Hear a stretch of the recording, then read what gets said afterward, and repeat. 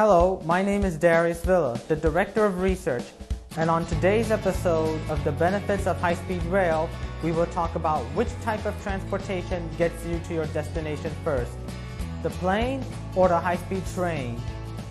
Well, obviously the plane goes at an average speed of 575 miles an hour, which might seem fast compared to the high-speed train's average speed of only 150 miles an hour. But in reality, it might be easier to just hop on and hop off the train.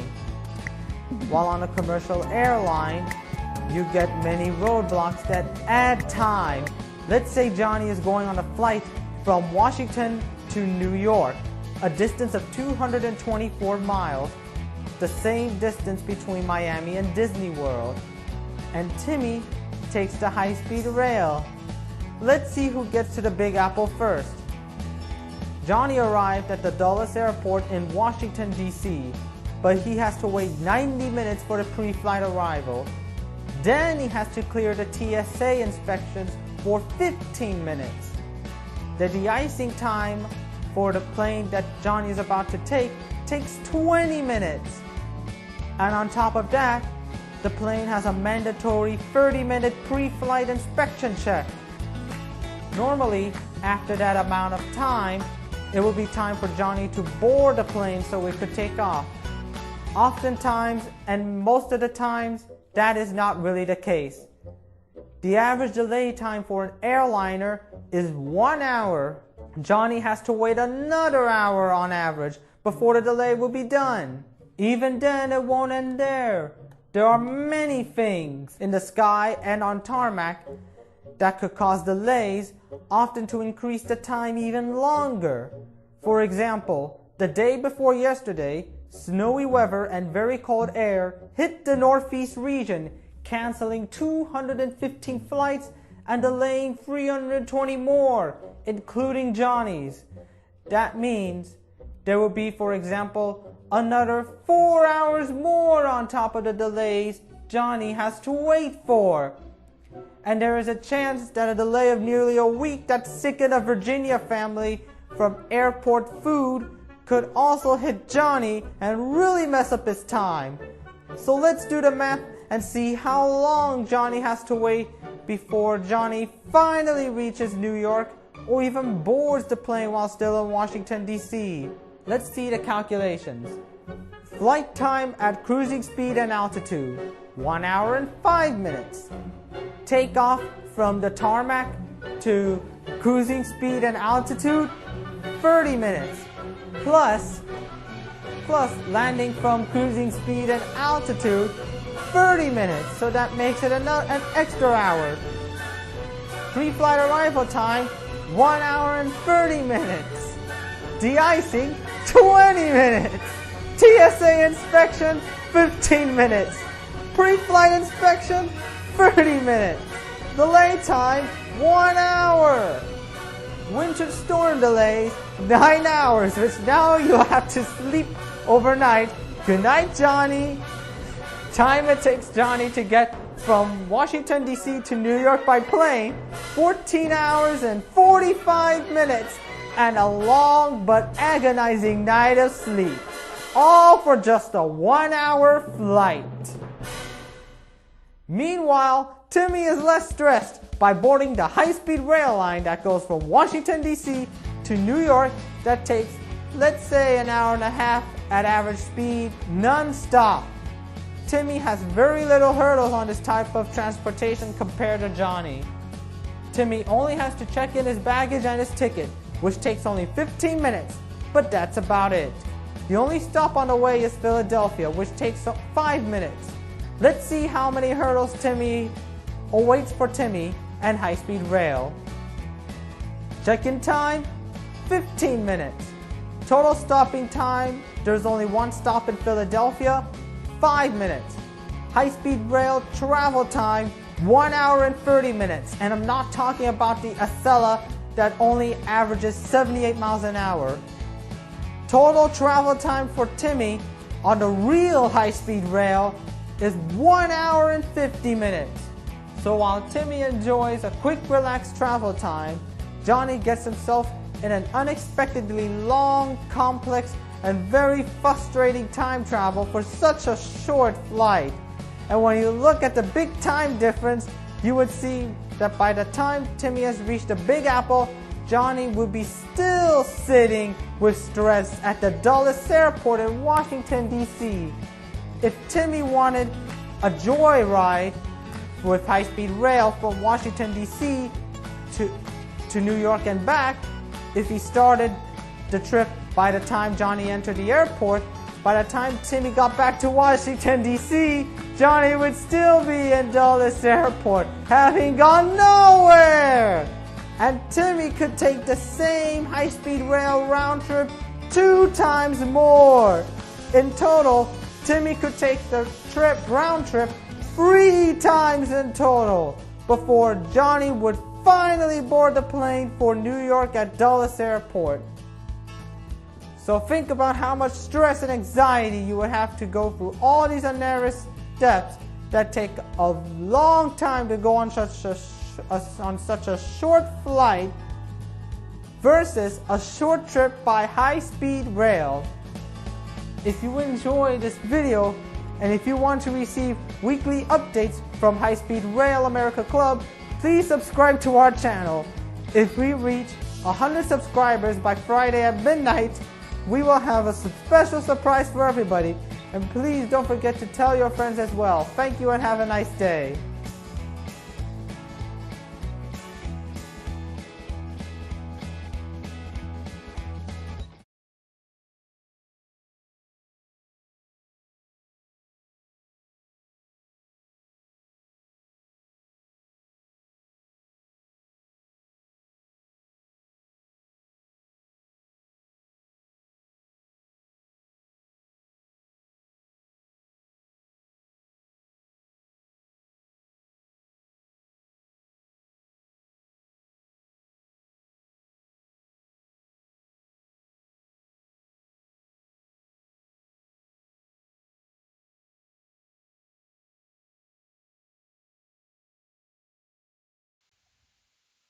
There we go. There we go. Now the mic's working on YouTube. Okay, everybody. Welcome aboard, everyone. We are glad you're here. I don't know why the chat isn't working here on YouTube. Let me go back and see. But yeah, we are here, everybody. So glad to be here. Yeah, that video was from about 9 years ago, about almost today, 9 years ago. So yeah, it's been, we've been here for quite a bit, but you know what hasn't changed? Some things that have not changed is the way that America deals with Thanksgiving. We still can't figure out, we know it's going to come every single year, but we still can't figure out how to move millions of people without much of a hiccup, without stressing out our infrastructure and destroying everything. Hello, David, and happy anniversary. So now my chat has come up. Hello, Ricardo. Hello, Adam. We're going to have a nice chill stream over here, and wear one of my birthday gifts over here as well. There we are. There we go. Thank you, Kat, for giving me this. Yeah, good evening, good afternoon, wherever you are in the world.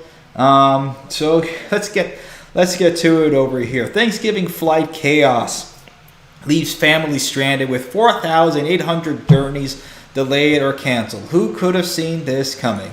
And here's the other thing, folks. We've said it's going to get worse before it gets worse, right? Before it gets better, it's going to get worse. But it's going to get worse and worse and worse before we start seeing it to get better. Now, some places are going to get better, but yeah. And a happy Thanksgiving, Adam. Thank you. Happy Thanksgiving. Happy pre-Thanksgiving. Let's get this party started over here. And probably one of my favorite beers is St. Bernardus. The Belgian beers are always the best. Tokyo Belgian wit ale. They call it Tokyo, but it's from Belgium. So who could have seen that coming? Oh, here's another thing. So yeah, there we go. I'm not obsessed, but yeah, here's the thing. It's going to get worse now because you have the crumbled infrastructure here in the United States, right? People are driving on the road. It's getting worse. The infrastructure is crumbling apart. And then on top of that, you have what's called a competency crisis. And I haven't really seen anybody really come up with this, but air traffic controllers really control a lot of where airplanes land, how they take off, and most of the traffic going in and out of different airports across the country. As we have declined, or to put it lightly, declined our status and declined our requirements to become air traffic controllers, it has gotten worse and worse, and you're getting near misses and everything else. And of course, there's always going to be rain. There's always going to be weather, right? There's always going to be some sort of weather delay. We know this is happening. But relatively, compared to the rest of the seasons and compared to the rest of every other Thanksgiving, this has been a relatively mild Thanksgiving. Granted, there are some places that always are going to get snow, but it doesn't affect them for the rest of the year. But here's the thing. We know that this is going to be happening. Widespread rain, potentially impacting holiday traffic. We know that. We know that. So why does this have to keep happening again and again? It's because we don't have options available for people. That's really the main concern. We don't have options available for people to go out and use whatever other mode of transportation else they need. You want to use a car? Fine. If we had better transportation, better roads, better planning, better traffic control, sure thing. If you want to go ahead and go on a plane, fine, but we need to be able to have that and be able to not just afford the infrastructure, because we can afford it, right? But afford having a better way to handle this. And of course, having train service and everything else, that would definitely help out everything that we can have in this country, because this just keeps happening over and over again. It's a Thanksgiving tradition, as Reuters call it. A Thanksgiving tradition returns. Hectic travel in the United States. Millions of Americans headed to the homes of friends and family on Wednesday, the day before the Thanksgiving holiday, on the busiest travel day since the pandemic, undeterred by a sprawling East Coast storm system that disrupted some flights and slowed traffic. Industry group Airlines for America forecasts U.S. Airlines to carry some 29.9 million passengers between November 17th and November 27th. That figure would be an all-time high, 9% higher than last year, and up 1.7 million passengers from the levels seen before the coup. So things are starting to get up to a normalized level, right? Things are never going to go back to whatever normal we called, if we even call that normal. Are we even living in normal right now? Is that what we're calling it? This is normal? On Tuesday, 2.6 million passengers were screened at airport security checkpoints, the highest ever for Tuesday before Thanksgiving, according to U.S. Transportation Security Administration. And Wednesday was expected to be even busier. So it's getting crazy. We have family over here and everything, so yeah, this is what it is. It's what it is. Falling gas prices and airfares have made travel more affordable as inflation has eased. Gas prices have dropped 15% since mid-September, according to Gas Buddy. So it's getting a little cheaper to go ahead and drive your car, right? Not cheaper to buy a car, but at least if you have a car already, you can get to places faster. The storm that brought downpours and gusting wind to much of the eastern United States on Tuesday was moving offshore on Wednesday. So again, most of the storm system has moved up, but we still do this. We still do this every single time. A white Thanksgiving was likely for parts of New England, 15 centimeters of snow, as much as 6 inches. And they usually say as much as 6 inches. You're lucky if you get 3. But yeah, this is where we're at. But luckily, there's a hero. You know what this is, right? You high-speed rail line. This rescue Thanksgiving travel in Florida. We knew this was going to happen. We told everybody this is the way of the future. This is the way we need to start going. This is a reality now down in South Florida now with Brightline. And for those of you who are saying, I did see the video from Alan Fisher's video on Brightline, and yes, most of his points were valid. I think yes, we can have better, but this is what we have right now, and it's honestly, compared to everything else, this is a pretty big step up. So yeah, I mean, there was a lot that could have been done. There was a lot more that could have been done, but this made the most sense out of everything that went in, and I'll go into more detail. Maybe I'll do a reaction video. But he's correct. I will say that, and I've had the same sort of the same sort of opinions on it as well. All right, so getting into this Thanksgiving travel season is shaping up to be an extremely busy one, and the news surrounding it has been less than promising. We know this: cross-country storms, record-breaking travel numbers, spiking COOF. I don't know if we can still say the name here on YouTube. I know they've eased up on the rules, but you know how YouTube can be. Hurdle after hurdle keeps getting tossed at stressed-out travelers this week. Speaking of stress, I need a de-stress here. Getting home for the holidays has never been so thorny. In parts of Florida, however, the prospect of holiday travel looks much more sunny than it does in many parts of the nation. And that's not just a pun on the weather. That's thanks to a new and expanding high-speed rail line in the Sunshine State that saved Thanksgiving travel for millions of Floridians. As Thanksgiving travelers flood airports by the millions and lock up highway traffic across the country, commuters and Thanksgiving homecomers between Orlando and Miami are utilizing a third option. That's what we want to bring. We want a third position here, if you can say, a third option. That's what we want. This is all we're asking for. We don't have to be stuck to a false dichotomy of you can either have the car or you can either have the airplane. Why can't we have rail? Why can't we have rail?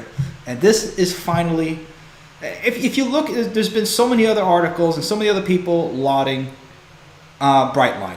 Okay, yes, could it be faster? Yes. Could it have grade separated rail? Absolutely, and actually in some parts it does, because those were completely brand new rails that they built up. However, for what we have, for the situation and everything else, Brightline is a fantastic solution, and it's only going to get better from there as Brightline now expands across the country to another place, not nowhere near South Florida, but all the way out west, and we'll get to that soon. Though Brightline has only been in service for 5 years, it's already made a significant impact on travel in South Florida. What initially started as a route between West Palm Beach and Miami has expanded into a new market as Brightline recently lengthened its route into Orlando. Brightline is eventually expected to extend its high-speed line all the way to Tampa, and we will keep up with you on any sort of news that comes up with Brightline. By the way, if you are new, this is the first time I'm actually going to do this now. I've actually remembered. If you're new, you're watching this, and you're not yet subscribed, go ahead and subscribe. And if you are subscribed, ring the bell. Okay, now that I got that out of the way, because I hate hearing that in videos too, but I know this is pretty good stuff. 2023 was an especially big year for Brightline as worldwide travel boomed. So did Brightline's ridership, which jumped 16% this year. Brightline's trains can reach speeds of 125 miles an hour, giving South Central Floridians a great third option between hectic air travel and facing dangerous holiday traffic out on the road this season. This is fantastic. Very good. It's definitely a good start. That's what we can say. Elysium Core, just that's what I said. Funny enough, it's a start, I guess, but definitely could be better. Yeah, but it will get there. David Jackson, have you ever tried Pilsner Urquell beers? I have. Those are pretty good as well. Many Americans want to see the expansion of high-speed rail routes like Brightline nationwide.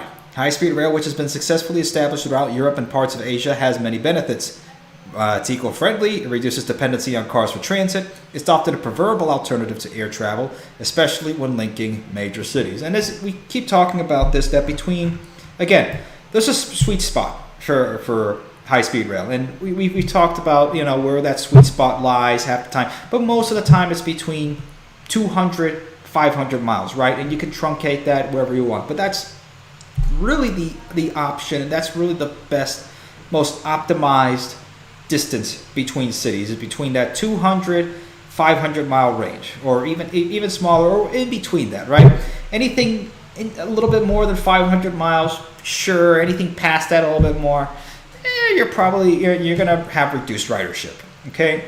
Yes, you can have. There's definitely some rails that goes less than. There's definitely some services that go less than 200 miles, maybe 150 or so, and that's again. But you have the option. Again, that's the sweet spot that we're seeing. The most amount of passengers you're going to get is going to be around that 300 mile range, right? And there are so many cities, and this is what we're talking about. We're not talking about a completely nationwide, sea to shining sea sort of high-speed rail. Okay, as much as we would love that, it's sort of a pie in the sky sort of thing. And it's a little bit, it's kind of out of our reach, especially given the circumstances politically and the way that our government is set up. It's going to be quite difficult to do it, if not impossible, improbable, right? It's not impossible, but it's very much improbable. Can it be done? Absolutely. With this government, no. It's as simple as that. But, and again, Miami to Orlando, about 300 miles or so, 250 miles, perfect, done. There are definitely other places, Chicago to St. Louis, or, of course, Boston to New York to Washington, D.C., Los Angeles to San Francisco, and of course, Los Angeles to Las Vegas. So let's get this out of the way over here, because this is pretty good. So the Surface Transportation Board has approved Brightline West's high-speed rail modifications and extensions across the Cajon Pass. So it is happening. It is happening down to Las Vegas, which, by the way, if you guys have seen the Las Vegas Grand Prix, I was pleasantly surprised with it. I actually did stay up for most of it. It was pretty good. So there are things happening in Las Vegas that we're gonna have Brightline there, and you can go just as fast as Max Verstappen and stay in first place for the whole entire season. Going on Brightline basically at 200 miles an hour or so. But yeah, here we are. Bid to extend its proposed electrified 186 mile an hour, 300 kilometers for those of you anywhere else outside the United States. Route from Las Vegas, Nevada to Rancho Cucamonga, California has gained regulatory approval in two separate Surface Transportation Board decisions. In decisions released Friday, the STB approved route modifications at Las Vegas along with a 5-mile extension from the original terminus in Victorville, California to a station at Victor Valley, and also approved a 50-mile extension over the Cajon Pass to Rancho Cucamonga. There, a Metrolink commuter rail connection will be available to Los Angeles Union Station. So there's your connection to there. Again, from LA to Vegas, that's what's happening. So that's what we got over there. Okay, so is it completely from Las Vegas to Los Angeles? No. Can it be? Probably yes in the future, but this works absolutely perfectly, at least now for the time being, to at least get people moving. And then, of course, the majority of the way there between Victorville and Las Vegas. And the Las Vegas station will be in Las Vegas proper, close to the Strip. We've seen where they've planned to go ahead and do the station, and we'll bring that up if anybody asks. So no worries on that. But yeah, it's a pretty big deal. Construction of the single track main with passing sidings will be entirely within the Interstate 15 right of way. Again, so they don't have to go ahead and buy their own right of way. They already have it there. Except at the stations and a final mile along the A Street in Rancho Cucamonga. In a lengthening statement sure to encourage potential investors, the STB concludes, simply put, this is a project with a lot of upside and little, if any, downside. One that has potential for broad public benefits, and one for which no issues about the project's current or future financial viability, including any negative effects of financial non-viability, have been raised. So, again, there's really nothing to lose in here. This has been very much a service that has been in demand across the country, right? Everybody has wanted high-speed rail in some sort of form or another here in this country for decades. And finally, once Brightline has brought that to reality in South Florida, an actually working example, and yes, we know it's not completely high speed. Before somebody goes ahead and says, "Oh, actually, according to the FRA, it's actually higher speed rail because it goes 120." We know that. But come on, 125 miles an hour. I mean, the first Shinkansen went 125 miles an hour. So come on, to us, it's high speed rail. Let's try not to go ahead and get so technical with the moniker here. But this is a fantastic thing, right? Because as we've seen in a lot of congressional hearings, a lot of now politicians who have once been on the fence about transit oriented options or something like this have now been lauding the Brightline reaction. Even people who have been against Amtrak, sordidly against Amtrak, have been clamoring to have Brightline within their neck of the woods. So it's not that they're anti-train. In some aspects, yes. But they want to see something work in the United States. And definitely, at least for one side of the aisle, seeing an effort from a private company at least gives them a little bit more leeway to go ahead and side with these projects.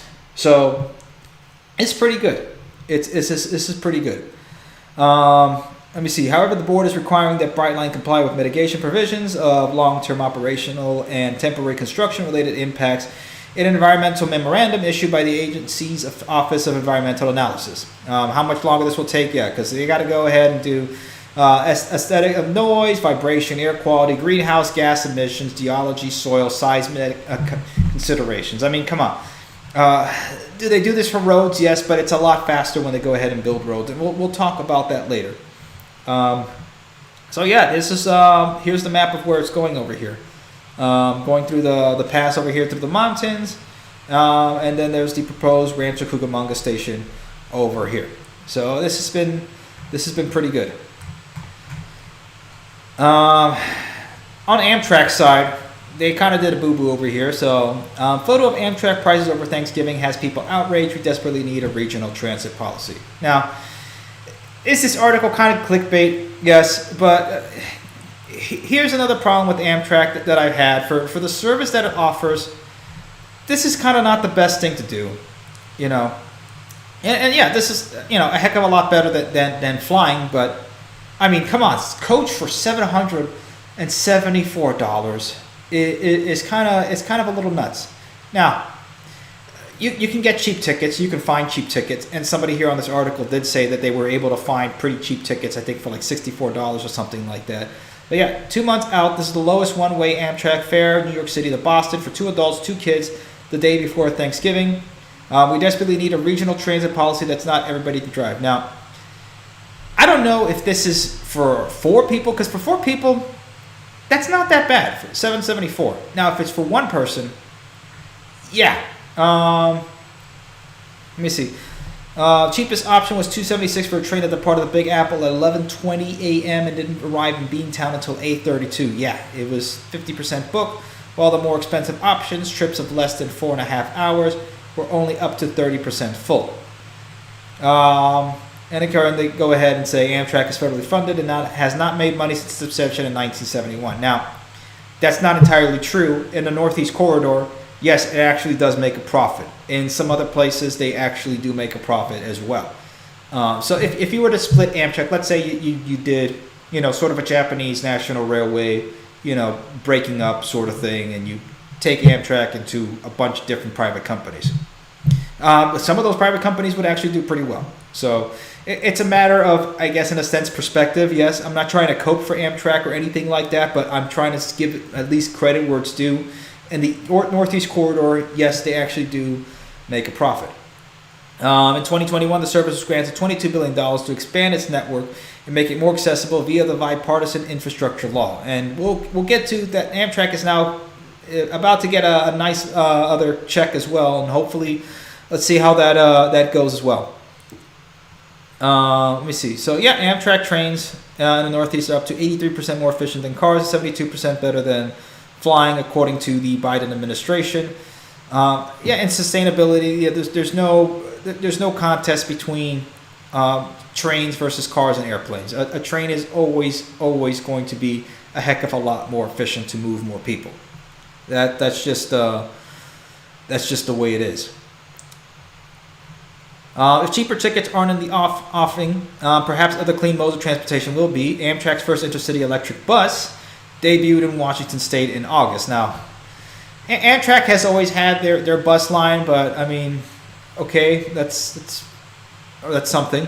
And though New York to Boston wouldn't fit this requirement, the European Union in 2022 allowed France to ban flights between cities that can be reached by bus or train in 2.5 hours. Now, we've seen this in some places in countries, like in Japan and Belgium, where there's really no flights between cities where the Shinkansen or high-speed rail take up a massive amount of market share. Like Belgium, for example, there are no flights within Belgium. Now, Belgium is a small country, but compare Belgium to some of the regions or some areas or states of the United States. Again, you can't take a whole country in Europe and compare it to the whole of the United States. You have to kind of take it in regions, okay? Because France, let's say, for example, France is about the size of Texas, more or less, okay? We're not trying to compare France to the United States. We're trying to compare France to, let's say, Texas, or we're trying to compare, let's say, another European state to another American state.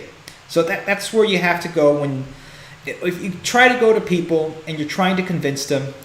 Well, at this point, if they need to be convinced of high-speed rail, I don't think they're going to be convinced of anything at this point, because if you still need, but for people who are on the fence, right, you need to compare it apples to apples, right?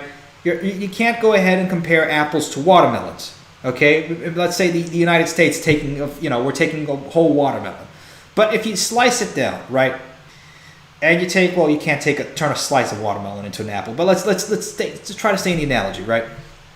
If you can take an apple of like a state, right, or a bushel of apples for a region, and you compare it to another bushel of apples or another apple, like another state or another like region, or you take Central Europe or Western Europe and you compare it to that, then that makes sense, right? Let's say, for example, Japan. Japan is more or less about the size up and down of the eastern seaboard, or half the eastern seaboard, right? That makes sense when you compare it to the Northeast Corridor. And there are some places in the United States where it is very dense, like New York City. So yes, it would make sense, or Boston, or Washington, D.C. And that's why Amtrak has done very well in Northeast Corridor since its inception. Now, there are certainly other places, like in the Midwest. You have Chicago, you have Indianapolis, you have Columbus, Ohio, Cincinnati, Milwaukee, St. Louis, you have St. Paul, Minnesota, and you have a whole bunch of other places too, right? So this is what it makes sense in. We're trying to connect different regions, okay? Like, for example, again, the South, right? Florida. Florida in itself can be its own country, right? But you have everything else there, okay? You have Miami to Orlando, Tampa, and then probably at some point it'll go up to Jacksonville, right? So you have most of the state there connected. And let's say later on you want to connect to Gainesville and Tallahassee, and out to the Panhandle. Sure, that's absolutely an option. So again, this is what we're talking about, is having options regionally. That's what we're going to. Well, one user said to the costly tickets, I'm sitting on a Japanese bullet train which takes 4.5 hours between Tokyo and Kyushu. Kyushu, again, we're talking about all the way to the end of the main island here, okay? All the way at the end. So when you really compare it, I'm not going to bring up the whole map and everything, because you can do it. We've done it before. If people ask for it, I can, if in the comments. So, but just to give that visual check. But yeah. Another wrote, assuming scheduling is prohibitive of running more trains, isn't it always an option to run a few more cars and that consist? And would an Amtrak profit more when folks are repelled by the cost? Yes and no. It's kind of hard to just go ahead and start adding trucks into there. Let's go ahead and just see, for example, let's go on Amtrak's website, right? And just go ahead and just kind of see the tickets. Amtrak. Let's go. Amtrak.com. So let's see. Let's go ahead and take New York to Boston, right?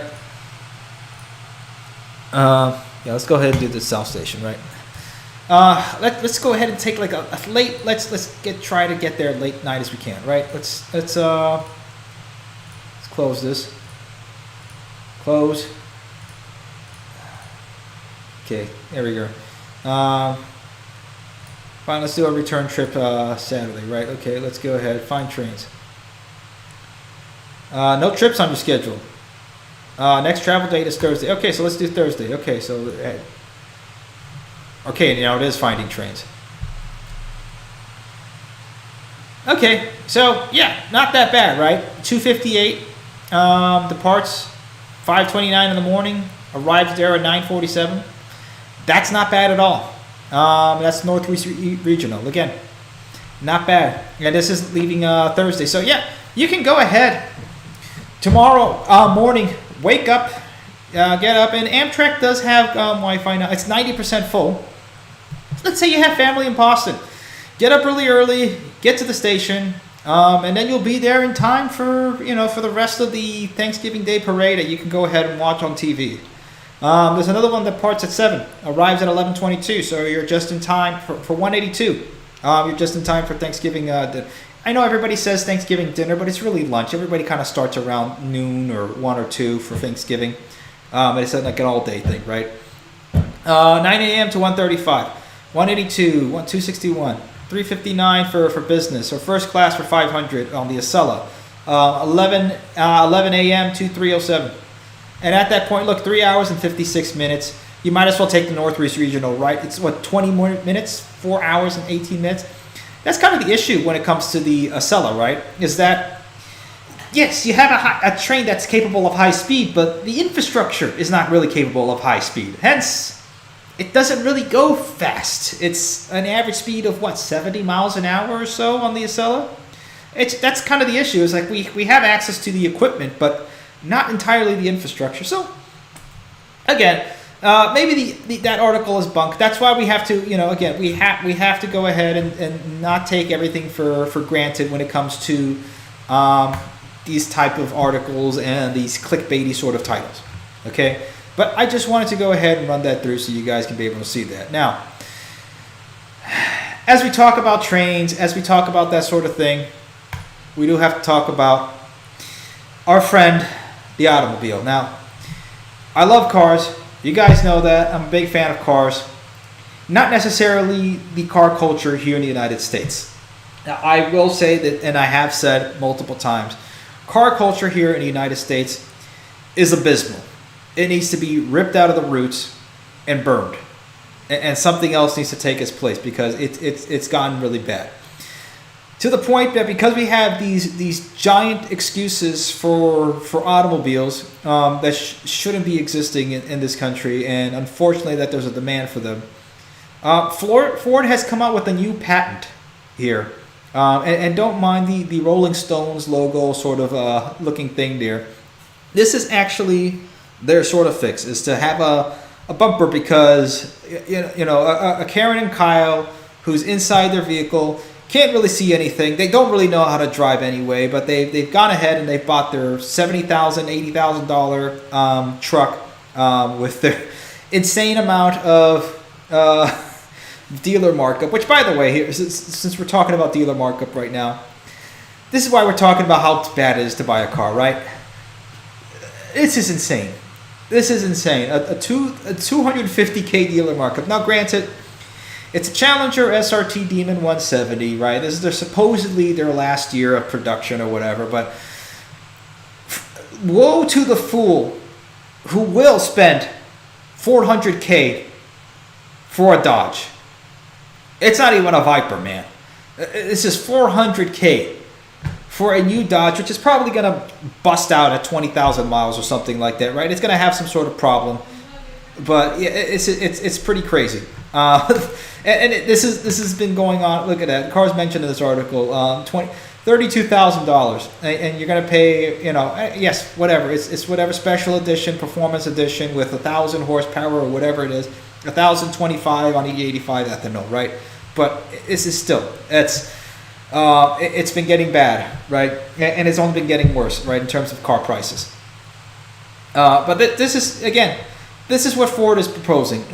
They now put in a patent for inflatable bumpers. So now the sensor in the vehicle knows you're going to hit somebody. So when it does, you got your balloons that come out, right? We're trying to find ways that instead of having better drivers on the road, right? Because you can put as many rules as possible, right? Because there's a new rule coming, and we'll talk about that now. But you can put as many rules as possible when it comes to the automobile, but it's not going to stop bad drivers. Hence, there was a comment here we need to talk about because this is pretty awful, and I think it needs to be talked about. Let's go ahead and see here if they even have this comment anymore. Where is it? Where are you, Susan? Where did Susan go? Let's see. Here we go. Let's talk about the story of Sue here, right? Let's talk about Sue. This is your average American driver, right? I think this is a life-saving idea. In June, I was driving and stopped at a red light. I was going to make a left turn onto a one-way street. After the light turned green and I started to make my turn into the extreme left lane, I did not see the pedestrian waiting to cross the street until he was in my peripheral vision. I immediately stepped on the brakes. Unfortunately, it was not in time, and my truck struck the pedestrian. I immediately went to assist him. He was transported to a local hospital. Unfortunately, the gentleman died from a brain bleed. I was just in court last week for sentencing. I feel that I was fortunate that his family was not vindictive. I had to pay court costs and $1,000 to charity of his family's choice. This won't bring the victim back, and it is something that will be with me for the rest of my life. This is your average American driver. Now, first things first, I will say, if Sue was instead Samuel, he'd be in jail, right? That's just how it is. But because it's Sue, right, driving some giant truck that she shouldn't be driving, and I've been thinking about this. There is some technology that needs to be kept from people, okay? It sounds a little extreme, but there are some things that maybe some people should not be having. Like this thing, okay? If you cannot see a pedestrian, how fast were you going and turning in the lane that you couldn't, you immediately stepped on the brakes. And this 6-ton behemoth went ahead and took a man's life, right? But you basically got away with it, and Ford got away with it. I mean, it's not Ford's fault, right? They're just, well, in a sense, yes. It's not the company's fault that this man is dead. But we've democratized the automobile, right? As Henry Ford once said, and we've given it to every man, woman, and Sue here. So, as I will go ahead and say for the holidays, watch out, because if there's a Sue on the road, you're in trouble. And there's plenty of Sues out there. Okay, we're at 46,000 people now at this point. 46,000 people dead a year from automobile accidents, and it's only getting worse. Again, the problem with this country in terms of automobile culture is that it has become way too ingrained within every single facet of life here. You wake up, and in order to go, you can't even go down the street to go ahead and get, groceries. You have to go ahead and get in your car and then drive 3-4 miles to go to a Walmart that has basically taken over your town and destroyed any little small businesses that you would have had. You probably live somewhere in a suburb that is, an hour away from the actual city with traffic. You live 30 miles away from the city center, but it's just that urban sprawl keeps coming and going out, right? There are so many problems when it comes to this, and this is why we need to keep with actual sensible solutions, like transit, like rail, because we need to go back to a time that worked. Traditionally, America came up with trains, okay? There's a reason why you had great railroads and great companies like the Milwaukee, like the Florida East Coast, like the New York Central, like the Pennsylvania, and a whole bunch of other, companies. Okay, now this is just what we're talking about. This is the sort of thing that is going to keep happening in this country. Okay, so watch out, because somebody like Sue, who's not paying attention, who has an automobile that they have no business driving, is going to get someone killed and get away with it. Because again, like I said, if it was Samuel Macmillan instead of Sue Macmillan, he'd be in jail. That's all I'm saying. I don't have to go any more into that. By the way, I had a jury duty last week, and it's just my confidence in the American system of justice is already very low. So anyway, so this is America's solution to solving things, right? Is making more rules. Instead of pushing for things that work, let's make more rules, right? Let's move to something else very, very briefly, okay? Like firearms, for example, right? How many rules that's, for example, like the state of Illinois, Chicago, Illinois has? Because every time you have to drive through Illinois, because when I've had to drive through Illinois, I've had to go ahead and put my concealed carry into some sort of box somewhere and lock it up, and just in case Chicago's finest pull me over, right? But there's plenty of videos out there, kids in Chicago with less than 18 years old, with fully automatic Glocks with giggle switches, in their backpacks. Because certainly if we throw more laws in there and we make it more prohibitive, it's going to stop people, right? So now they want to go ahead and stop people from speeding now by putting more chips in the car.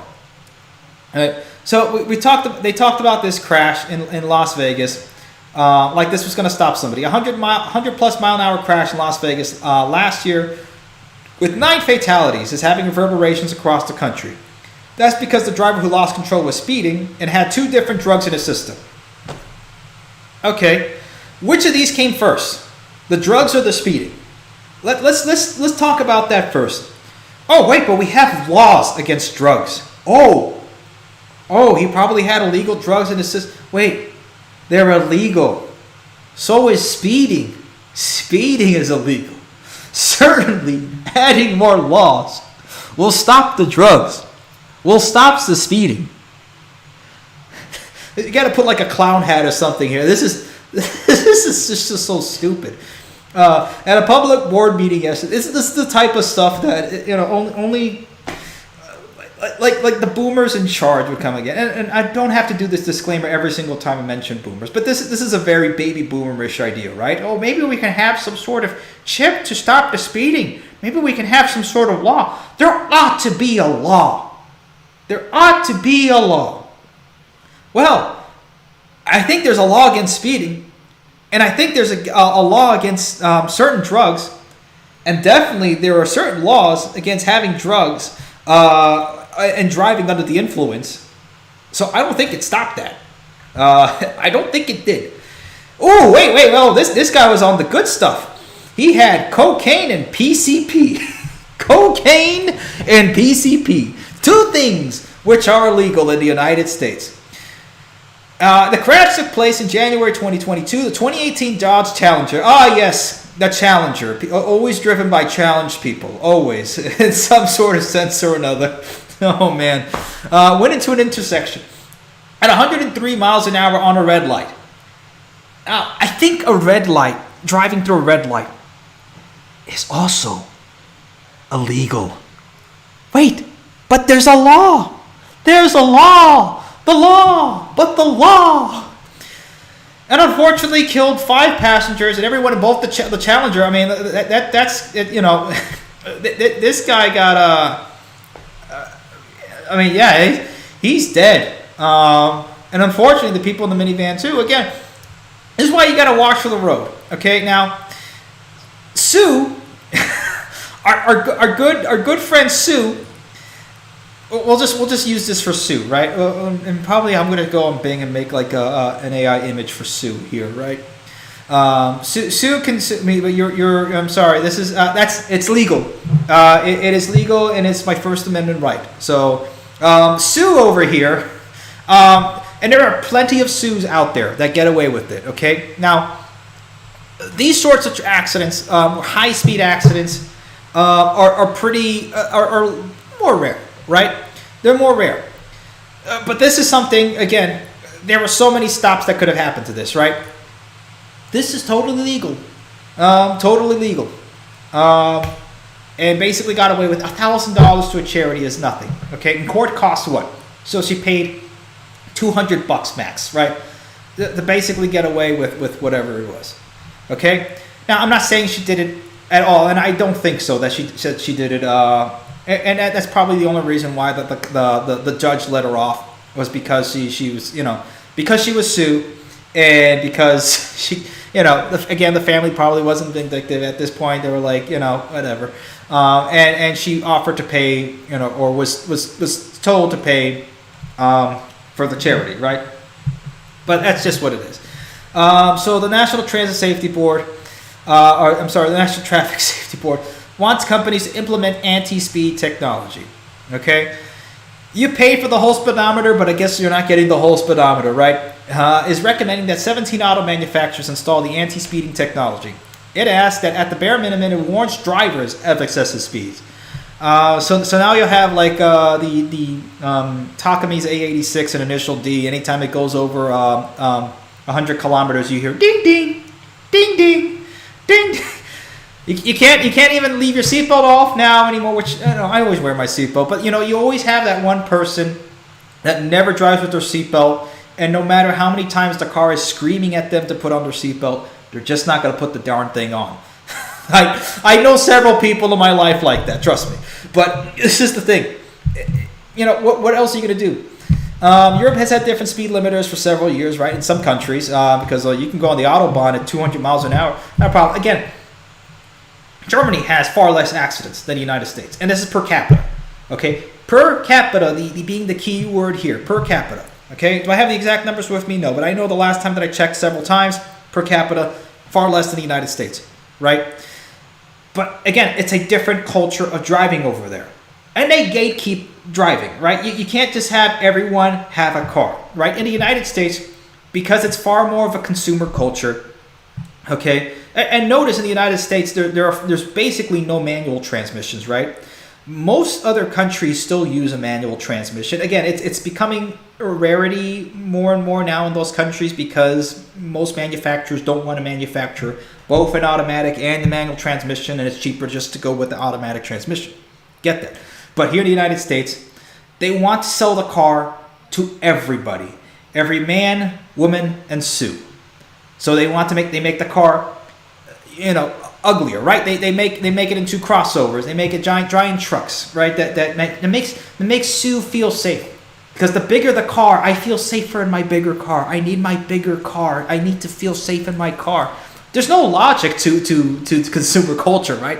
It's just having that emotional safety net. I need a bigger car to feel safer in a bigger car. Even though you'll roll over, right, half the time if you don't. I mean, I don't know how many times I've seen it, just a little snowstorm here in Indiana. Every car that I've seen off the side of the road when it's snowed has always been a crossover or a truck. And I've seen some flipped over.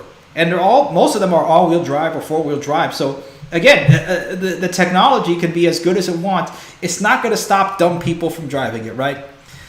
Does the public have a say in this? Yes, in tandem with the National Highway Traffic Safety Administration, the NHTSA, in tandem with the NTSB, is seeking the driving public's opinions on these type of technologies. It expects to issue a decision on how to mandate this. So, whenever, if you can find wherever this public opinion is, give them your opinion. Tell them it's not going ahead and putting technology. It's changing our culture as a whole, right? Because this is a bad culture. It's a bad culture that we have right now here in the United States. We need to go back. We need to return to tradition. We need to return to the train. Now, yes, you can have trains and still, you know, you're going to have some sort of, you're always going to have some sort of accident, right? I was making a joke the other day with a friend. It's like, I think we all forgot the real moral of the story behind The Great Gatsby, right? Is never let you can't let some people drive, right? Some people shouldn't be driving, right? But hey, you had an automobile accident there, right? Or somebody killed with an automobile in The Great Gatsby, and they had trains all over New York and stuff like that. So, look, accidents are going to happen. But you can make less accidents happen if you have a better foundational culture around the way people get around the country. And speaking of, the chickens have come home to roost in Texas. I told them so. We told them so. We said it. We said, go ahead, please support the train. Don't listen to these the oil lobbyists that have been running the opposition against Texas Central high-speed rail. Because guess what? All this to go ahead and get a train, how hard it is to get a high-speed rail system approved, but whenever the government wants to go ahead and build a road, they will do it. And they don't care about what you think. Guess what? Now it's going to happen. Now, granted, it's in the city. And at some point, it will reach to rural areas. At some point, they'll probably go ahead and expand the road. They'll add 2, 3, 5 more lanes, which... how is that working in some places, right? Let's bring up this video over here. I've been trying to get it. Let me see if I can find it over here. Let's see. Of course, in one of our... let's see if we can bring this up over here. If it will come up. There we go.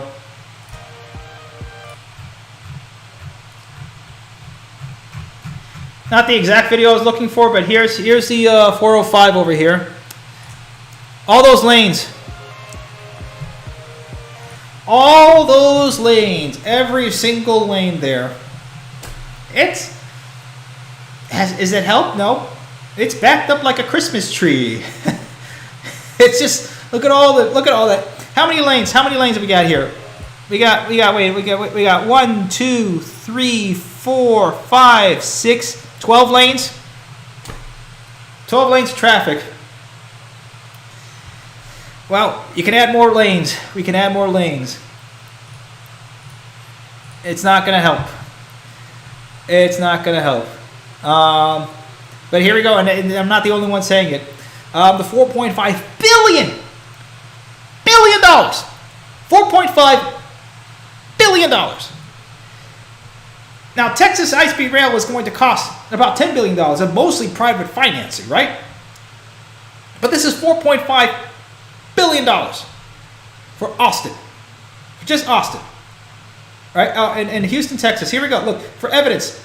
Okay, so what are the downsides of highway expansion? Let's read this section all together now. One downside of expanding a highway to relieve traffic is that it actually doesn't work.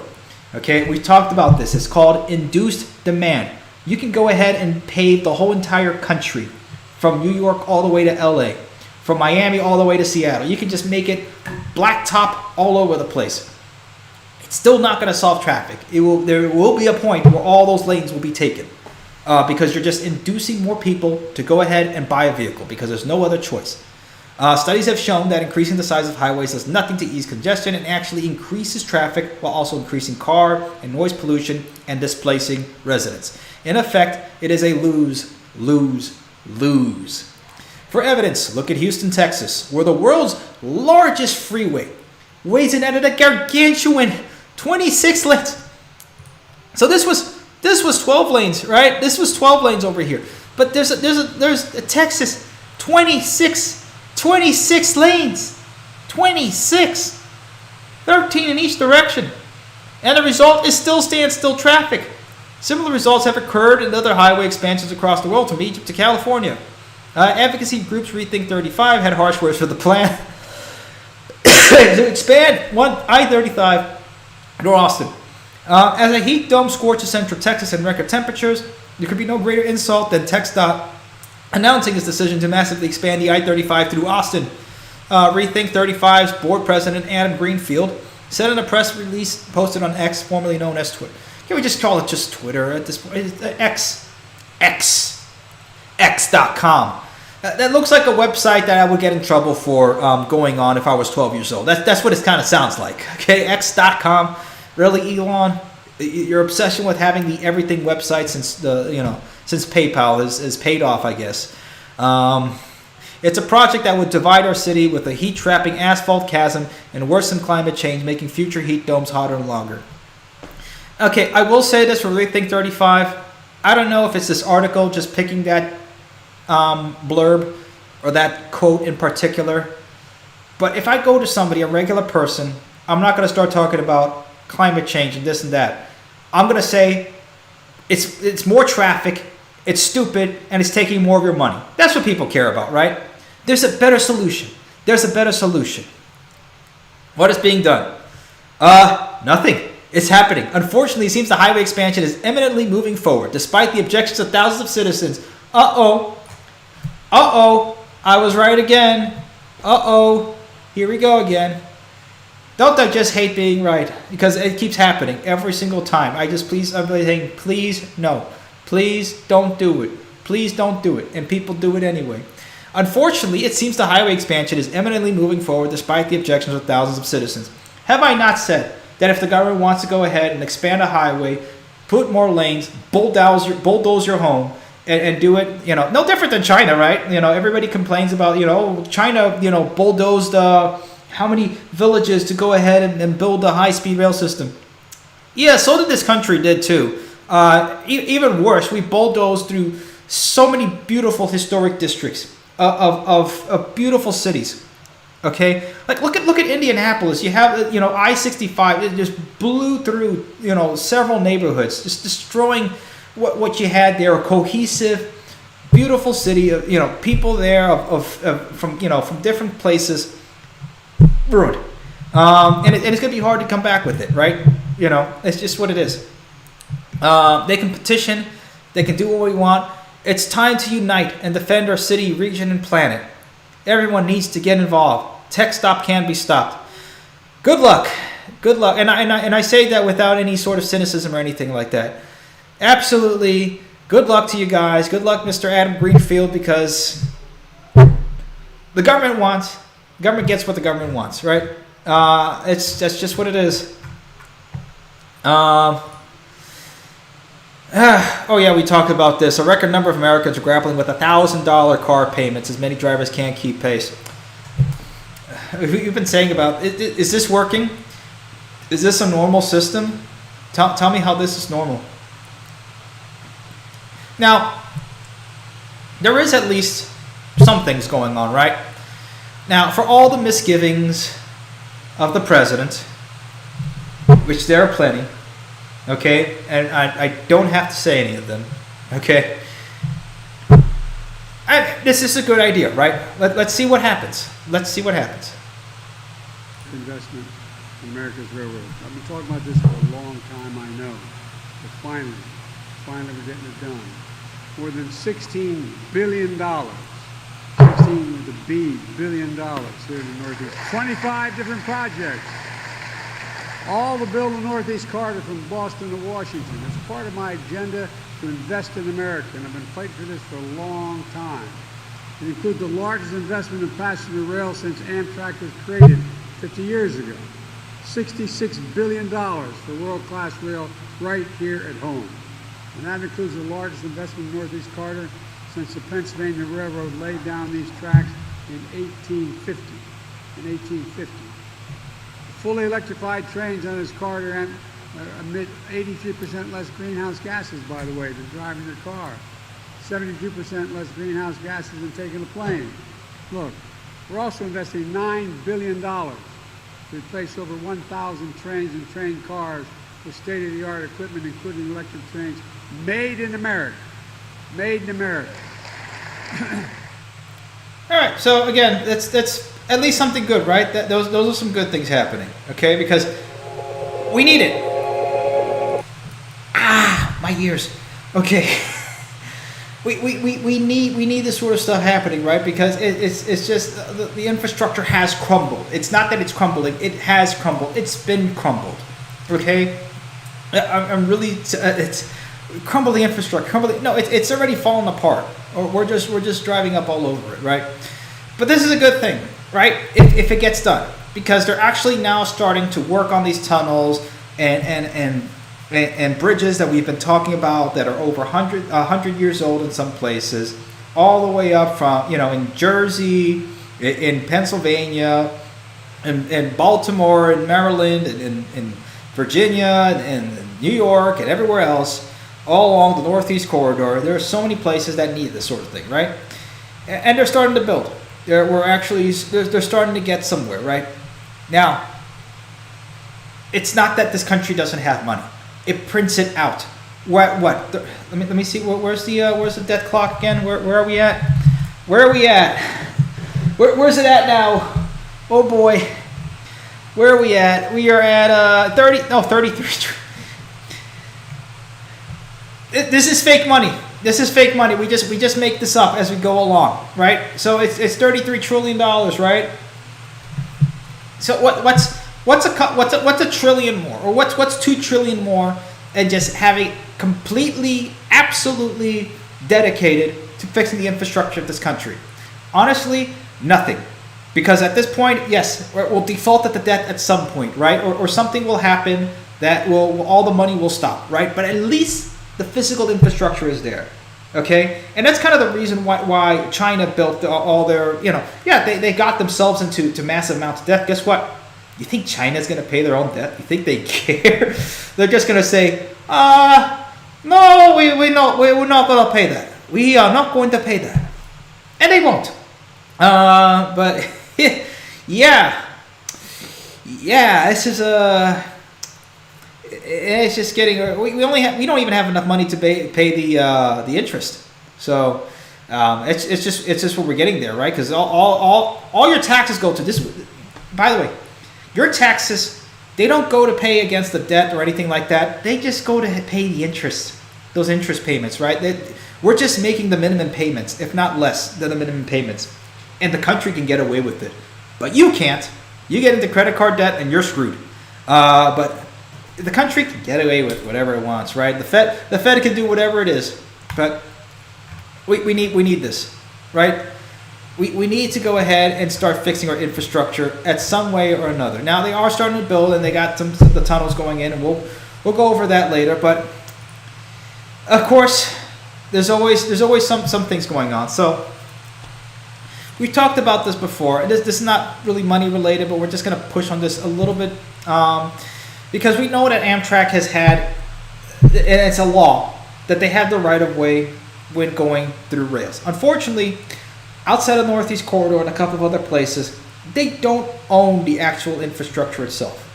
They go ahead and they sort of rent it, or they get the rights. They pay for the rights from whichever the freight railroad it is, whether it's CSX or Norfolk or BNSF or whatever it is, or Union Pacific. They go ahead and they pay to have the right to go on that route. Now, it is federal law that if a train is passing through and it's a passenger train, that train needs to be given the right of way. Most of the freight railroad companies don't abide by that, and they just run their stuff anyway. And a lot of the reasons why Amtrak has a lot of delays, apart from stuff that's a lot of stuff is in their control, but the stuff that's mostly not in their control and causes a lot of delays is being pushed to the side while waiting for a very long 2 or 3 mile, even at this rate, freight train to go by through. And that takes a while. Or they're shifting away, or they're switching trains up somewhere, and that can take hours sometimes. So, yeah, this is the problem. And again, changing the laws, adding more laws, basically to do what they can, right? And most of the people don't even have an Amtrak going through their district, or they don't care, right? Or they're paid off by the lobbyists in the freight railroads. So the Freight's First Act was introduced in June by U.S. Representative Eric Burleson, Republican of Montana, or is that Missouri? Missouri, okay. Whose district in the southwest corner of the state has never been served by Amtrak. An original co-sponsor is Troy Nehls, Republican of Texas, chairman of the House Transportation and Infrastructure Committee subcommittee on railroads and pipelines. Now, could this get passed? Probably at the way that the House and Senate is now. Probably not. Okay, and who knows what the next election will bring. But this is the sort of thing that Amtrak is kind of messed up on, and this is why they have to start having their own reliance, or having their own railways, or having their own separate right of ways in some places, because they're always going to be beholden to this. But here's the thing, there could be more spending cuts, stuff like that. But don't worry. We have to cut Amtrak. We have to cut everything else. But we need the money. We need the money for a war, for the friends, or their best friends, right? Our so-called best friends. And that's all I'll say about it, right? Because the problem is that our priorities are so screwed up when it comes to where we put this money in. That's the problem. Where do we put the money to go ahead and invest? Do we invest in our own nation? Do we invest in our own people? Do we invest in bringing in and helping our infrastructure and making projects like this that can help connect our country, help bring people jobs, and help make this nation a better nation? Or do we go ahead and take this money and spend it for another war, some more destruction?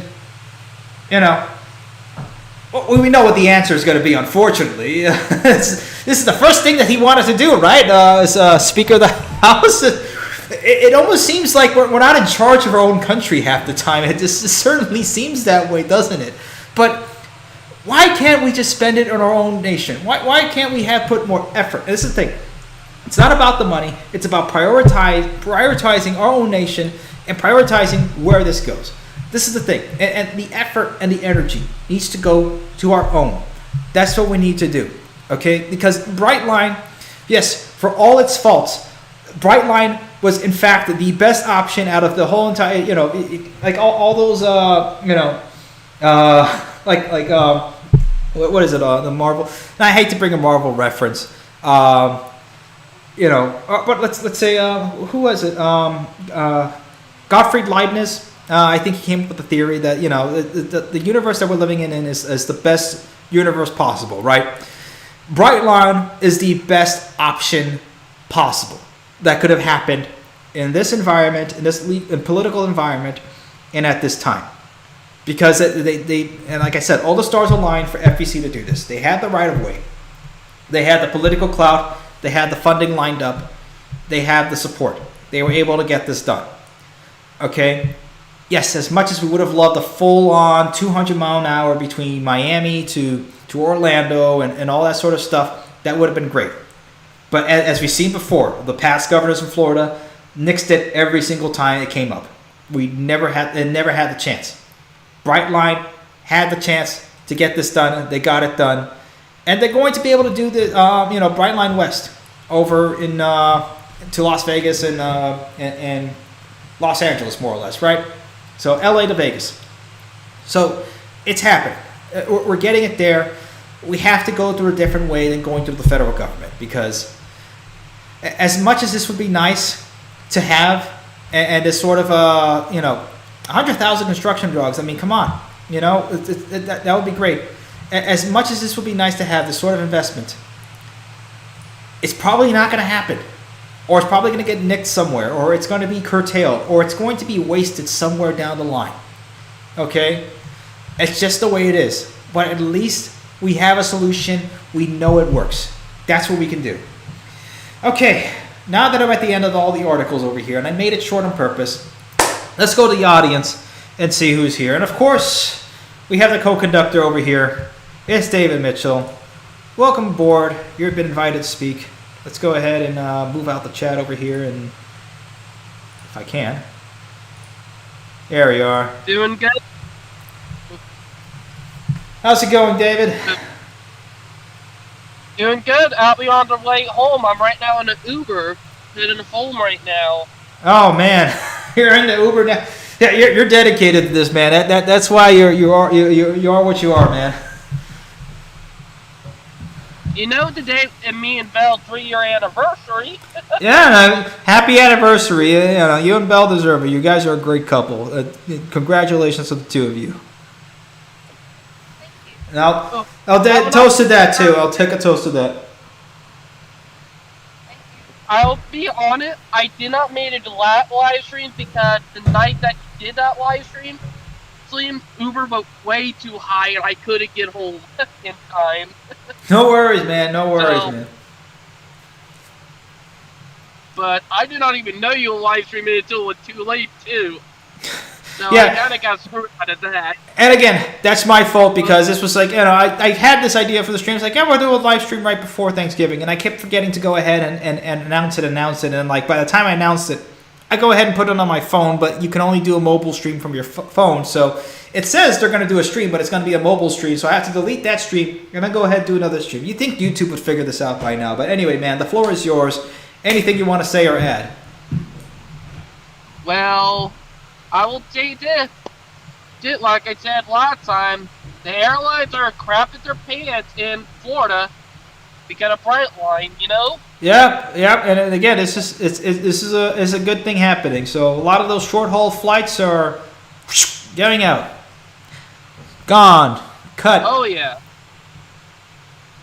And my thing is that, but I'll be honest about, the reason why the airlines don't want high-speed rail to pop up in the country because it will decimate their short-haul flights, and it will decimate a lot of short-haul airlines.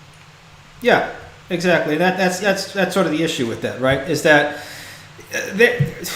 yes, look, airlines and planes work when it's more long haul. Let's say you want to get from Los Angeles to New York, or let's say Los Angeles to Chicago, right? Let's make it a little bit closer. Could you take a train? Yeah, but honestly, it'd probably be a better value to take an airplane, right? And that's, again, we're looking for what's the best value for the American person to use in terms of time and in terms of using their hard-earned money, right? That's what we're trying to look for. So at least having that option makes it better for them to have different options, right? Because let's say they're in, let's say, St. Louis. You know, they don't have to go ahead and take a plane over to Chicago. In fact, you can have a high-speed rail system between Chicago and St. Louis, and it'll probably make more sense to do that. In fact, what we've seen in countries and other places where they've had high-speed rail in closer regions and in areas, you have close to 90% of the market share of travel is in rail, and a lot of it is in high-speed rail.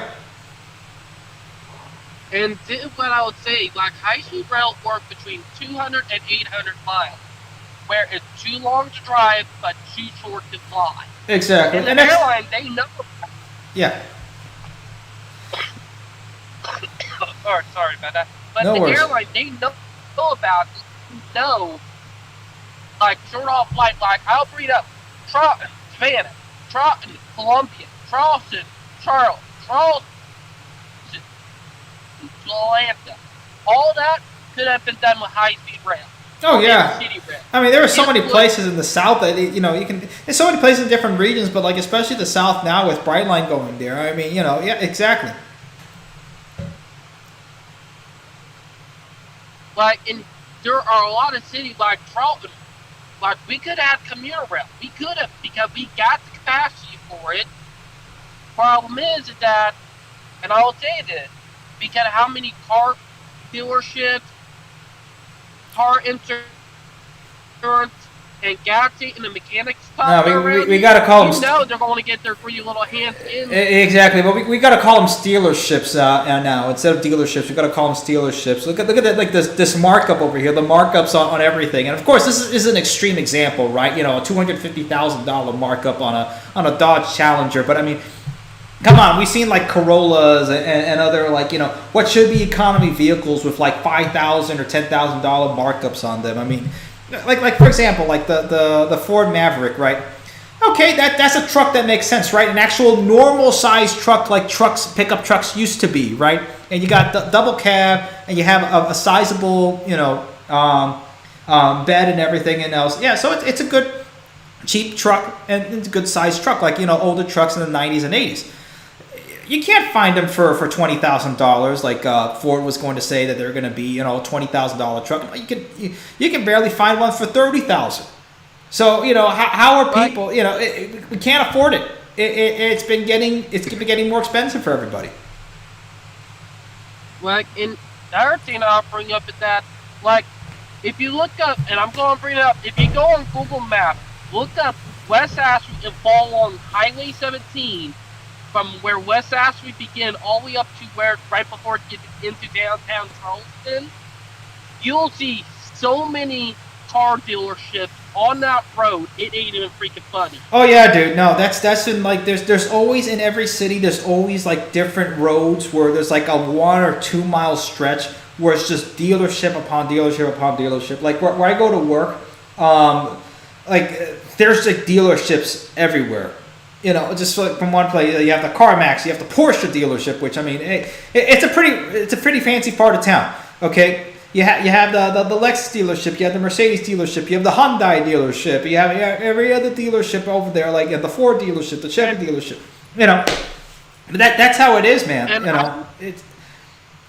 I will bring that up because I was not able to make it up be there for last live stream, but the live stream before that, I actually brought this up that the real enemy of commuter rail in small cities and medium-sized cities are the dealership, mechanic shop, and and I'm going to bring it up insurance company and the gas station because let's be honest, if you have that options, you won't actually have to buy a car. Yeah, it'll affect every of them. And definitely, David, you're absolutely on point when it comes to the gas companies, the oil companies, because we've seen that. We've seen that in Texas. Former, David Lehman, Judge Lehman, or whatever, in Central Texas, used to work for an oil company. In fact, he still has investments in an oil company. So of course, it's in his best interest to go against a railroad that will hurt and hinder, especially an electric high-speed railroad, that's going to hurt and hinder his investments. And the same thing with Bob Crandall in Florida. Okay, Bob Crandall, the former CEO of American Airlines, who still at the time and still probably does has major investments. And we've seen this like in OpenSecrets.org. You can see this sort of stuff in OpenSecrets.org and other places. Okay, the investments that he has major still investments in a whole bunch of airline companies. But yet he goes ahead and fronts $1 million for the opposition to try to kill Brightline, or at the time it was called All Aboard Florida. Okay, so this is the sort of thing that we're up against. And you're right, but again, you know, let's say it's a little bit of a stretch to say that car mechanics are going to be against, you know, high-speed rail. I think most of them just don't even care. But I do think for sure you're on point. I say it because here it's saying, because if you have like reliable commuter rail, you won't need to buy a car. Then you won't need to buy insurance for that car, because in order to drive that car, you got to buy insurance for it. Am I right? Yeah, and definitely the insurance industry for sure is. I would have no doubt that the insurance industry is definitely against it, because here's the thing: if you need to have a law to make something absolutely mandatory, a mandatory charge on top of, you already bought your car, but now you have to mandatorily by law have insurance on top of it. And in some places, you know, depending on where you live, insurance is pretty expensive. Like in Miami, I mean, what I pay here in Indiana for 6 months of insurance is what I paid for 1 month of insurance in Miami, Florida. So you know, yeah, you can own your car outright, just like, you know, you own a property, right? But now you have to pay property taxes on that property, right? It's yours, you own it, it's yours, but you have to have that other tax on top of it. Insurance, honestly, is a tax. And then half the time, you know, if you get into an accident or something like that, it's most of the time it's a haggle with insurance, and even to get the money out of it. So what are you even paying it for? Oh, tell me about it. And the other thing I'll bring up is the reason why I brought up the mechanic stuff, because you got to go in to make sure your car maintained, you know. Right, but I think, you know, and that's another thing. The other thing is that, like, you know, if your car is out of whack or whatever. If most people, if you had let's say this, cut like the drivers in the United States, the amount of drivers you have in, like, take 80% of them out of the equation, right? You're left with like a 20% of drivers who, and I would say it's probably less than that actually know how their automobile works, how it works. It's not just a magic box to them or a cargo coat, right? They know how the magic box work, right? So, like myself, I do my own oil, I do my own tires or stuff like that, or I rotate my tires myself or other things. You know, you're not going to find most people that do that. I mean, they make cars as dumb as possible so you can have Sue drive them. She probably doesn't even know that, you know, certain things of a car or different parts. Probably has never even opened the hood or checked the oil. But she can certainly have a 6-ton automobile and kill somebody. You know, that's the type of problem that we have here in the United States. It's like you have to have this. That's the problem. Right, but I will be honest about this, is that the other reason why I brought up about with the commuter rail and stuff, why you have opposition against it. Oh, by the way, I did get home, but I'll be honest about it, is that commuter rail, oh, sorry about that, sir. And you got everything, Phil? Man, you're doing all this on the move, man. I know. Hello, me and wife had a good anniversary today. That's good. I'm glad. But go ahead. What was your point? Is that there are corporations out there that are dead against high-speed rail and commuter rail, because let's be honest, who would be more against it? Exactly. The people who are going to be against it are the people who are enjoying the status quo as it is right now. And I think in a sense you can call it a conspiracy. Like we had the streetcar conspiracy, that's still going on. When GM, Firestone, and all the Standard Oil companies and every other company that had a dog in the race, to have destroy the streetcar system and put buses all over the place within the country, right? That was the problem with that, and we still have this sort of conspiracy going on, right? With between the automobile companies and everything else, and every other interest, industry, and company and large group that wants to make sure that transit and passenger rail never gets a massive foothold within this country. Because one wants to get a massive foothold, that big car dealership will be losing a lot of business. Yeah, exactly. Anyway, David, thank you so much for coming on. And again, happy anniversary to you and your wife. Okay, you guys make a beautiful couple. Thank you all for coming on. You're welcome. Have a good night, bud. You too. Take care. God bless. You too. All right, and I'm sorry, cut you off real quick there. All right, the last speaker over here, Grand Trunk Line. And then we'll go into the comments, and then we'll call it a day. Grand Trunk Railway fan, you're on board, man. Yo, Demetrius. How's it going? Long time, man. Good. There's been a lot of passenger rail projects all coming all over North America, like Mexico. Oh yeah, no. Good things are happening, and there's been some more projects coming up here and there. I mean, there's one every other day that I'll read Mass Transit magazine, and there'll be another one here every other day that will pop up in here. So, yeah, it's been getting there, man. CPKC had joined, had absolutely accept the offer to run passenger trains, like from Mexico City to some places along Hyde. Yeah, no, I mean it's been, like I said, the good things are happening in some places or another. We're getting there. The condition is starting to break that people now see that trains are the better option. It's another option that you can have, even if you don't drive a train. Like another viewer here said in the last stream or two, even if you don't want to ride a train, it helps and benefits everybody, because at least that option is available for other people. And if there are more people driving trains, more people riding on trains, there are less people driving on the roads, right? Hence, the roads are less congested. There's less accidents.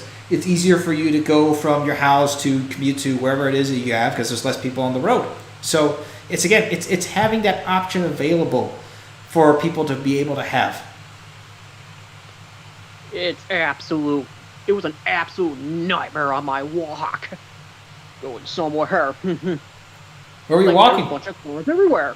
Oh yeah, that's another thing. I mean, if you see a whole lot of cities and stuff like that, I mean, I've even made up a term for it. It's called gutter walking. And unfortunately, especially like in a lot of places where they don't have sidewalks, that people have to walk in the gutters of the road or on the grass because there's no sidewalk. The roads and the cities are being made for cars, not being made for people. Which those are the people live in cities. Cars don't live in cities. It's like we've gotten it all backwards, and that's been an issue for the last several generations here in the United States, and hopefully it's starting to change. I do like the whole trend of walkable cities and that sort of thing. It can be hijacked with like the whole 15-minute city thing. We've had that. Why does it have to be a unilateral UN sort of thing to have 15 minutes? That's just it's just stuff that makes sense. That's all we're asking for, is have cities that you can easily walk, easily transit through. If you want to have a car, fine. But if you don't want to have a car, let's not lock people out of that, where you have to basically have a car in order to get anywhere. That's what we want to be able to change.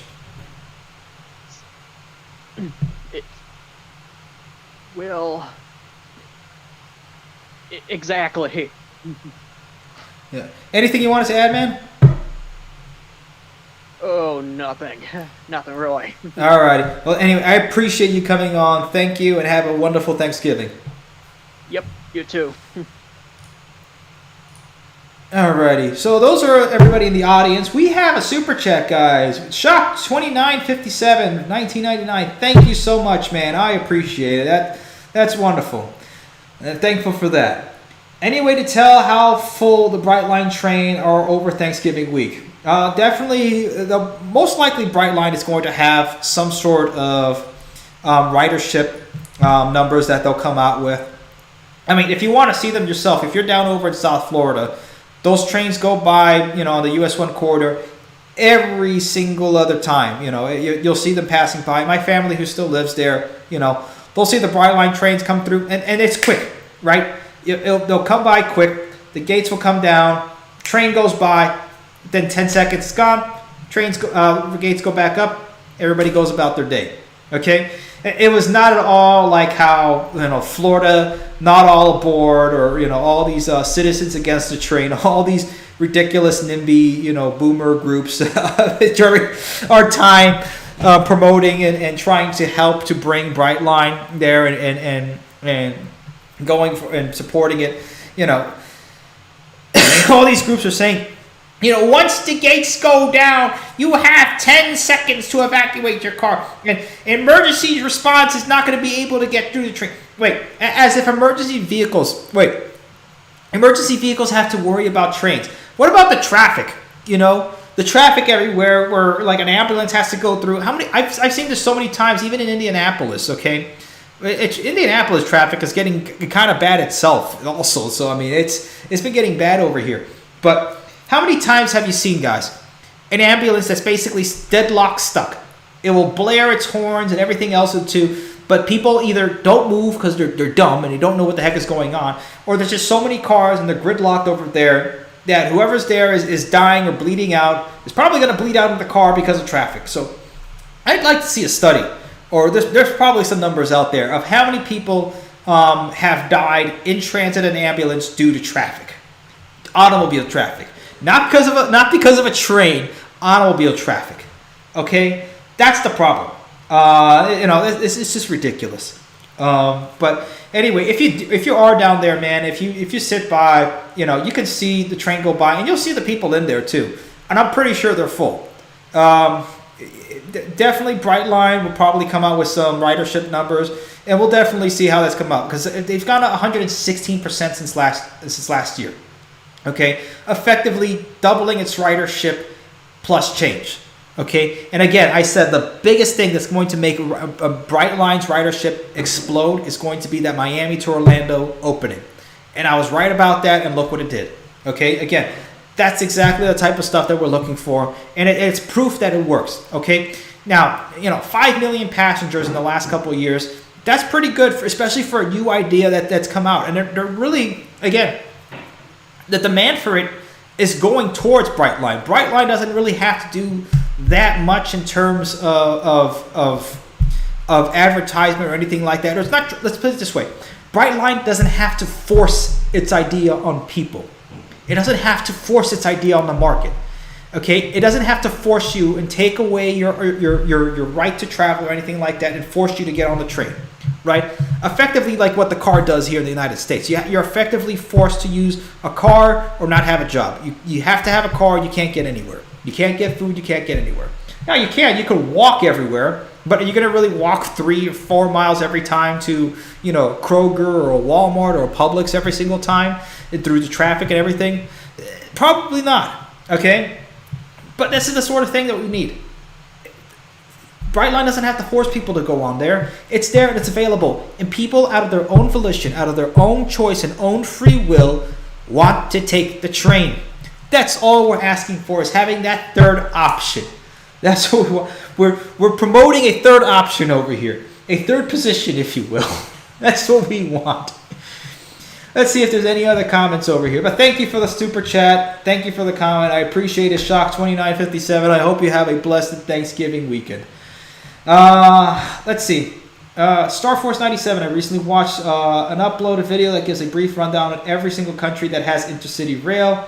It was uploaded by Classy Whaley, growing but small transit YouTuber. Okay, I'll check that out. Let me go ahead and pin that, or at least take a screenshot of it or something like that. Or I'll just write it down. good old notes, right? You can't stop pen and paper over here, right? So I'm gonna write that down and look that up, because that's definitely we need to get back in doing collaborations. I know I've been saying this. I mean, at least I'm kind of here now. I'm not just gone for months. I haven't been gone for a month. Technically, I was the 28th to the 22nd. So we're getting better. We are getting better. Okay. So I gotta check that out. Classy whale. All right. Does Brightline have any live webcams? I'm pretty sure there are some webcams over there. I'll have to look, but I'm pretty sure somebody has something set up somewhere, or there's something. Mohammed Qureshi. Walkable cities also allow socioeconomic mobility for young people to not be burdened with some cost beyond just cars, but more opportunities to work and do leisure activities. That's absolutely true. Look, when I was in Tokyo, I mean, there was no need to have a car. I mean, you could just get out, walk wherever you wanted to. If you wanted to take a train, go ahead and take a train to wherever you needed to go. And if you stop somewhere at the station, then wherever you needed to go was a little bit further than walking. They had buses to take you there. So I mean, yeah, you can have buses, okay, and buses work absolutely in that regard. If you look at Tokyo, that's a working system, okay. Having that mixed system, having that whole system work together, works perfectly fine, and it's not taking away the cars. In fact, there were so many fantastic cars over in Tokyo when I was there. Like things I wish that we had here in the United States. Of course, we never do. I think I saw like an NSX, I saw GTR and stuff like. It's not like, again, just because there is a car culture in Japan. Definitely a big car culture in Japan. It's a pretty big thing. I mean, Initial D and other stuff like that. That's not a small potatoes over there in Japan. It's actually a big deal. And over in what is it, the Wangan, where they have like by the convention center, there's a piece of highway where it loops around and goes to the Tokyo Bridge, and there's usually very, very frequent car meets in that area. I just forgot what it is. Yeah, they have a car culture. Honestly, better than what our car culture here in the United States over here is. A bunch of people who should be driving cars, and the cars are getting bigger. It's really just vanity, honestly, in the United States. It's gotten out of control. The option for train travel means more freedom. Exactly. CJ, I'm a railroad nationalist, but this is how everyday Americans discover passenger trains. I have no issues. Exactly. Again, the passenger rail honestly has kind of disappeared from the American culture for a pretty long time. We're really the first generation that's really going through this. Honestly, the millennial and Gen Z generation are really the first ones going through this, okay? We're going to be the ones going to be seeing the creation of this going through. And I'm saying this is, now like one of the later millennials that are now finally getting into their 30s now, right? We're seeing the sunset now on our 20s, and we're all getting into our 30s now, right? And then Gen Z, you guys will get there in a couple years too, okay? So enjoy it now. Enjoy it now. But this is what it is. Let me see. We'll stay in the comments here for a little bit lower. Let me see what else is here.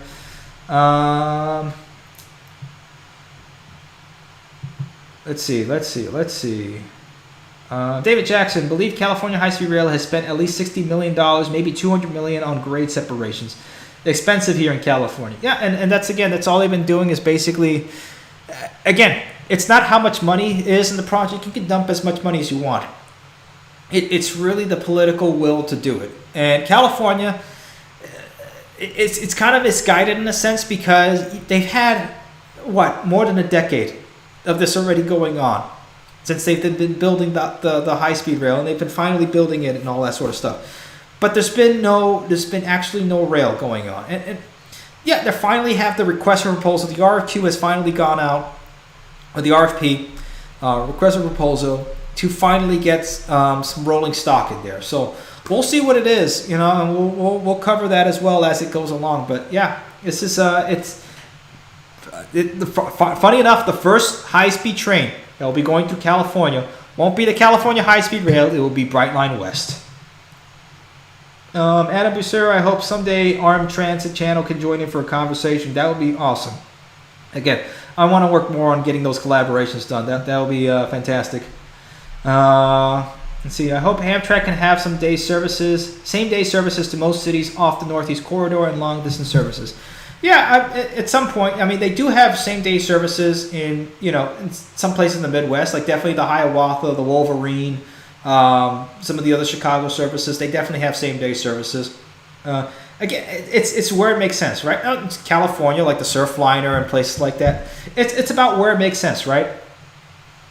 Auto insurance is scary high in the state of Florida, but it's definitely warranted for how aggressive people drive down here. Yeah, and that's the thing. A lot of those people don't even have licenses, or they're not even driving with insurance. So that's sort of the issue, right? You can force laws and everything like that. Doesn't mean people are going to follow them. It just goes back to that. Does having more laws fix anything? No, it's having a better culture, a better foundation in general.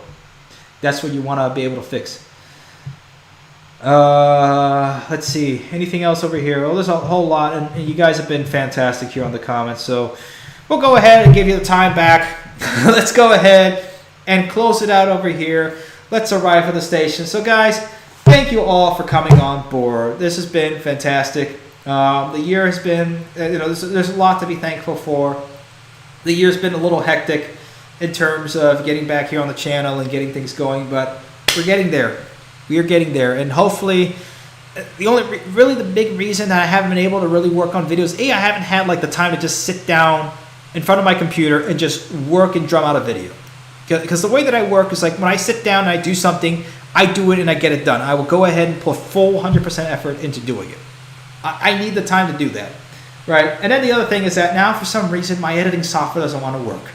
For some reason it doesn't want to start up. So I'm going to have to do something to reinstall and do all that sort of stuff or see what the heck is going on, or maybe upgrade my editing software. It's been there for years. I've been on Sony Vegas 16 for quite a bit. Maybe it's time to upgrade. I don't know.